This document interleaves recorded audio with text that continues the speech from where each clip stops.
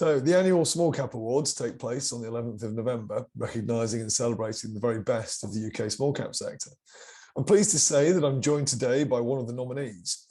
Larry Zulch is CEO of Invinity Energy Systems, which has been nominated for the ESG Company of the Year, which is particularly topical right now. Larry, welcome. Thank you. It's good to be here, Tim. Very pleased to have you. So let's crack on. If I can ask you my sort of first question, I guess best to start at the beginning. Could you introduce Invinity to our audience? I'd be happy to. Invinity Energy Systems makes energy storage, large-scale energy storage batteries that connect to the grid and store generally renewable energy, because we know when the wind's not blowing, the sun's not shining, then there's no renewable energy to be had. Well, we store it for later use and to stabilize the grid. I was going to say, I mean, with recent energy prices and gas prices in particular spiking, this seems, particularly with COP26 going on as we speak, this is about as topical as it gets. It's certainly true. You know, our current energy infrastructure was developed to be very robust, and a lot of it was designed to track the demand. You could turn it up and down as the demand changed. But when you go to renewable energy, as I mentioned, it's intermittent. And so that creates a more fragile system. So you get a couple of disruptions. The wind stops blowing and maybe some intertide of France burns up. And the next thing you know, there's no way to make up for the shortfall. And that's where energy storage comes in, is at large scale being able to store energy when it's available, make it available out to the customers at times when the wind's not blowing and the sun's not shining. I think, as I heard someone else describe it, essentially it smooths out the bumps in the supply. Well said. That's exactly right. That's exactly right. And obviously, with COP26 going on at the moment, are there any specifics that you're hoping to see come out of that? Well, you know, we want to see a big move toward electrification, because that's really the future, is to move from fuel-based energy to an electrified future based on renewable energy. And we want to support that renewable energy with our energy storage. We're not going to be the only ones doing that, but we can play an important role in that. When you say electrification, so specifically, are you referring to, obviously, I think cars is the one that I guess a lot of people are aware of. Are there any other areas in particular? Yeah, well, we're putting in the largest flow battery in the UK in Oxford, in the Energy Super Hub Oxford. That's to support the electrification of Oxford.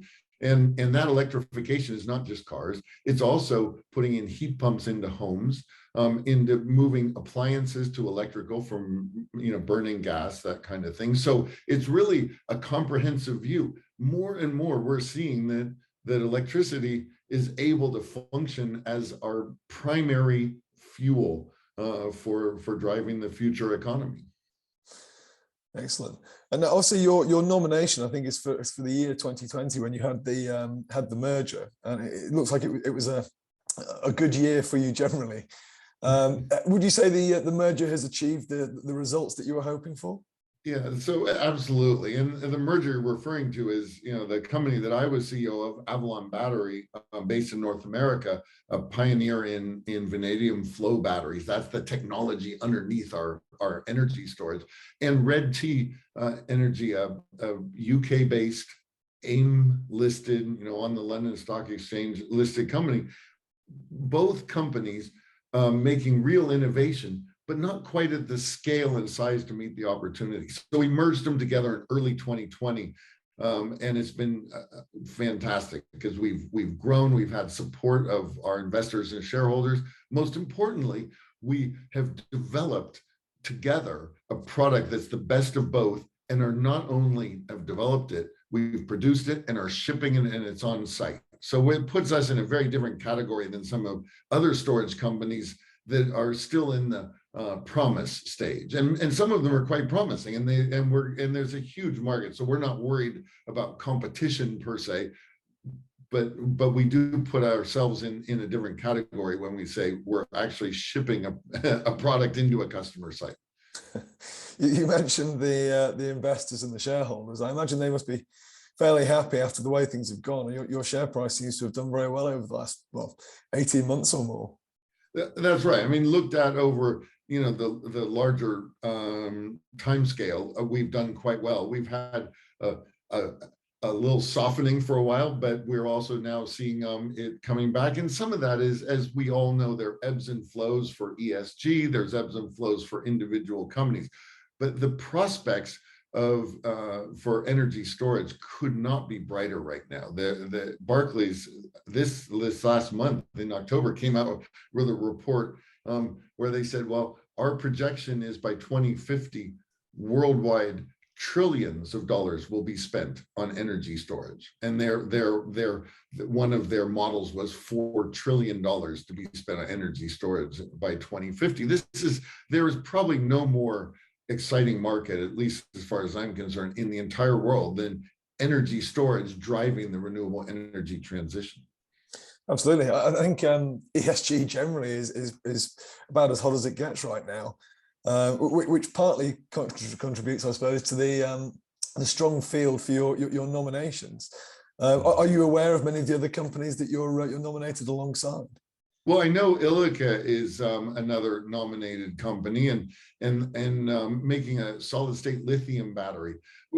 Lithium is a fantastic battery technology because it's so energy dense that, you know, I have a Tesla. I like my Tesla a lot. It has a lithium battery in it. I have, you know, all kinds of products with lithium batteries. But when you put them together into big boxes and sitting them in a field, you have to separate them as if they're ammunition dumps because they do catch on fire. And that's because they're so energy dense and so much of it together that it can present a bit of a problem. So a number of potential customers are calling us and saying, you know, and actually existing customers as well, could tell us about your battery that can't possibly catch on fire. It stores energy in a water-based electrolyte, so there's no chance of that happening. And we feel that puts us at a competitive advantage in this one market segment. But yeah. Ilika, you know, has great promises, do all the lithium advances to make our life in that road toward electrification fantastic. Absolutely, absolutely. I saw that you recently appointed a new non-executive director, Christina Pettersson, to the board. I was interested to know what prompted that. Well, you know, Christina's in California, has been quite involved in energy policy and production, including the solar field for many years. So she brings a real depth of experience to our board. She was involved with EDF, the French utility, and their American arm. They're probably the most committed of the large utilities globally to energy storage. And they, by the way, are part of the Energy Super Hub Oxford project. So Christina brings that depth and knowledge that we need as we are growing globally. Our focus is really in three primary areas: the UK, where we're seeing a lot of traction in multiple sites, and with a lot of interest by customers; the United States, especially California, and that's where Christina and I are; and then in Australia, where we've announced our largest project to date, and that will be going in early next year. I saw somebody suggesting that it potentially would help you to raise awareness with American investors as well. Is that, I don't know if there's any truth in that, but you know, we're always looking to drive the most value to our shareholders. Now, the fundamental drivers are the fact that we're in this fantastic environment for energy storage. It's certainly a hot topic right now, and you know, in the U.S. market, meeting that demand is something of great interest. So what we're seeing are companies that are still at this stage of what we call the rendering stage, you know, where they have some nice technology that looks promising, and then they make these very nice images of, you know, fields of acre after acre of their storage, and they're raising a great deal of money. There's a lot of enthusiasm. Is that appropriate for us? Right now, we're appreciative of the support we're getting out of the London market, and don't have any immediate plans to go beyond that. Okay. I think you've probably touched on it a little bit already, but I was going to say, we appear to be living in fairly interesting times at the moment. There are new challenges and opportunities arising left, right, and centre, it feels on occasion. So I was interested to know what you see as the biggest sort of opportunities and challenges for your business. Yeah, we are still at the beginning stages of delivering an alternative to lithium batteries. I mean, in some ways, the view is that we're always talking about putting in more and more renewable energy without anticipating the amount of instability that leads to without energy storage. Renewable energy and energy storage together can create a stable grid. The hunger is so great that technologies like lithium that aren't perfectly adapted for stationary energy storage are still doing quite well.